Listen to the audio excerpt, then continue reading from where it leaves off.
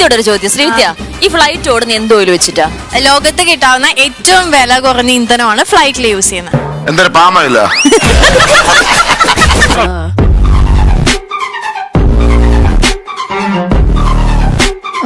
ആനെ കൊണ്ട് അങ്ങോട്ട് പോവാ. ഞാൻ കോപ്പിന്ന് വരുന്ന വഴിയാ. ആനെ കൊണ്ട് തടി പിടിക്കാൻ പോകണ? ഇല്ലടാ, ആനെ PC ടെസ്റ്റ് എഴുതിയിട്ടിരിക്കുന്നു വില്ലേജ് ഓഫീസറായിട്ട് ജോലിക്ക്.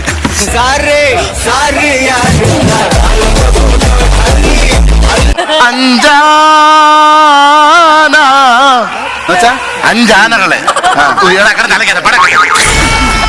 എന്താ മോളെ സ്റ്റാച്ചുവിൽ പെയിന്റ് അടിക്കാൻ വന്ന?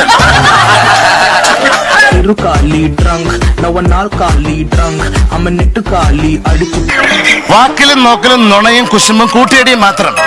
ഈ ഫ്ലോറിലെ അടിച്ചാലിക്കാരിയാ ആർട്ടിസ്റ്റ് വായിന്ന് തെറിക്കുന്ന ആസിഡാണെന്ന്.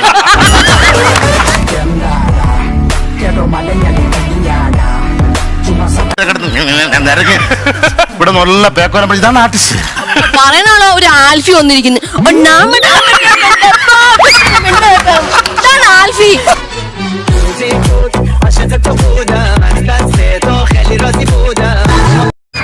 അങ്ങനെ പറയാം. ഞാൻ എടുക്കും. എനിക്ക് തെങ്ങ കയറാൻ മസിൽ പിടിക്കൂടാ. ഞാൻ ഒരു ഈർക്കൽ എടുക്കും. ഞങ്ങളുടെ ആങ്കറിന്റെ നാർക്കോടിക്കാൻ.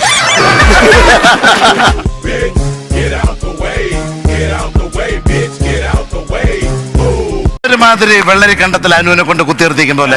വെള്ളരി കണ്ടത്തിലെ കണ്ണീർ കോലോന്നല്ലേ പറയുന്നത്? രണ്ടും ഒന്നല്ലേ പക്ഷേ പണക്കൂട്ടിന് പോയി നിന്നോ ഒരു വ്യത്യാസമില്ല.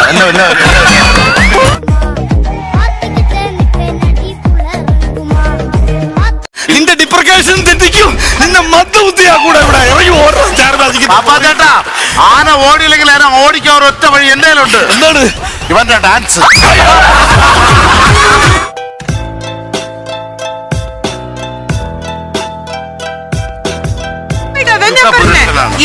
പറയുമോനെ മോൻ എന്താണ് ആലോചിച്ച മനസ്സിൽ? ഒന്നും ആലോചിച്ചില്ല. പണ്ട് അനുഭവിച്ച കഷ്ടപ്പാടും ബുദ്ധിമുട്ടുകളും ആലോചിച്ചു. നീ കഴിക്കുന്നതിന്റെ പകുതി കൊടുത്തിരുന്ന ഞാൻ കഷ്ടപ്പാടാൻ മാറിയാനല്ലോ.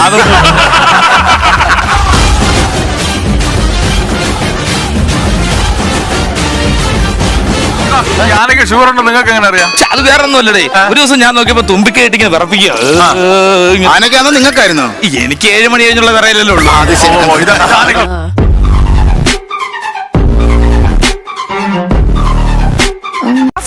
നന്നായിട്ട് മണിയടിച്ചോളൂ. ഞാനിനി അങ്ങോട്ടൊന്നുമില്ല. എനിക്ക് എയർ ഗട്ടർ പേടിയാന്നല്ലേ ഞാൻ നിങ്ങളോട് പറഞ്ഞു. ഞാൻ അത് വിട്ടു. ഞാൻ ഒരിക്കൽ ട്രാവൽ പേടിയാണെങ്കിൽ ഇതിൽ പറഞ്ഞാൽ പോലെ ഇച്ചിരി മെറ്റലുകൊണ്ട് നിരത്തി തരും.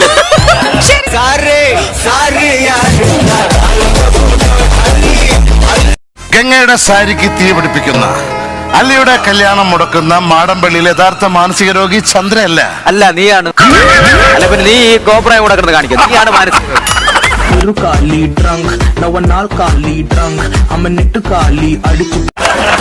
അല്ലാതെ. ചന്ദ്രയുടെ അസുഖം മാറ്റാൻ ആരും സഞ്ചരിക്കാത്ത വഴിയിലൂടെ ഒരു ഭ്രാന്തനെ പോലെ ഞാൻ ചിലപ്പോ അലഞ്ഞെന്നിരിക്കും. നീ അലഞ്ഞാ മതി. നീ ഭ്രാന്തൻ തന്നെ.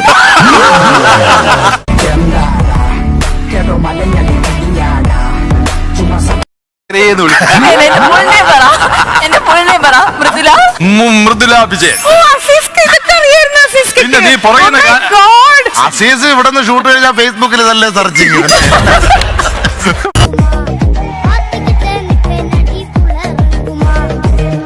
എങ്ങോട്ട് പോടാന്നറിഞ്ഞു.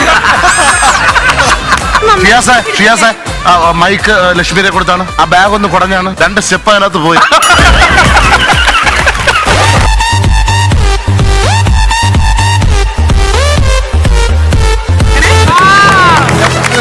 സിനിമ ഞാൻ പറ്റുന്നില്ല. എന്നെ വിളിച്ചിട്ടുണ്ട് ചിലപ്പോ ഈ ഫ്ലോറിൽ വന്നിട്ട്. അല്ല സത്യം ഷിയാസിന് ഇപ്പൊ താളമുണ്ട്. നല്ല താളമുണ്ട്. ആദ്യം വന്നപ്പോ ഓളമായിരുന്നു.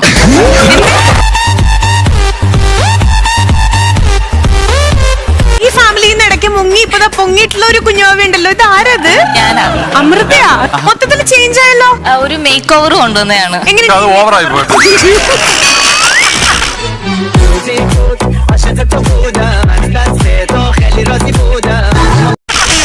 അല്ലെ മേക്ക് ഓവർ കൊണ്ടുവന്ന എങ്ങനെയാ? കവറിലാണ് കൊണ്ടുവന്ന?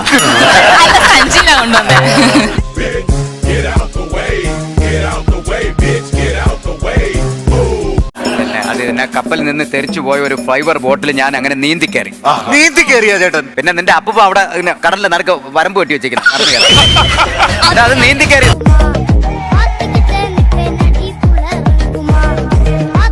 വേണമെങ്കിൽ അവന് ലീവ് ഉള്ളവൻ പറയണം കേട്ടോ.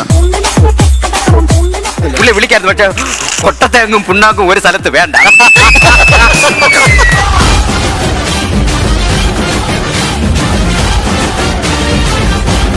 തളന്നെങ്കിൽ നല്ല ഉഗ്ര ഉപ്പിട്ടൊരു സോഡ നാരങ്ങ തരാം. എടാ 30 ദിവസം ഉൾക്കടലിൽ കിടന്ന് ഉപ്പുവെള്ളം കുടിച്ചിടക്കുന്ന എനിക്ക് നീ ഉപ്പിട്ട് സോഡ കൊണ്ടുതരണേന്നുണ്ടാ. കടലിൽ ഉപ്പുള്ളൂ. പിന്നെ അവിടെ രസന ഇളക്കി വെച്ചാൽ നിന്റെ അളിയായി.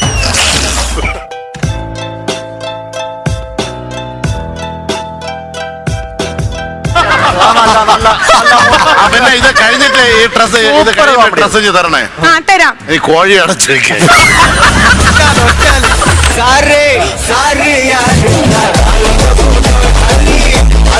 അപ്പൊ നിങ്ങൾ ഇങ്ങനെ ദൂരെ പോയിട്ട് കടൽ ചെറുക്കൊണ്ട് ഛർദ്ദിക്കാൻ തോന്നിയ? എന്തോ ഞാൻ സെർച്ചില്ല, പക്ഷെ കടുവ ഒരു 4 പ്രാവശ്യം സർ. ആ അത് നിങ്ങളെ നാട്ടം കാരണം.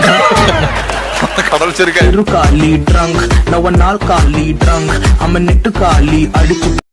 കടുവ ഇങ്ങോട്ട് വിളിക്കണ്ടേ? വേണം. കടുവയാണെങ്കിൽ അല്ല വിളിക്കണ്ട. ഈ കടുവ വിളി. കടുവ കഴുത കൂടെ ഒരു സെൽഫി എടുക്കും. അങ്ങനെയല്ല, എന്താ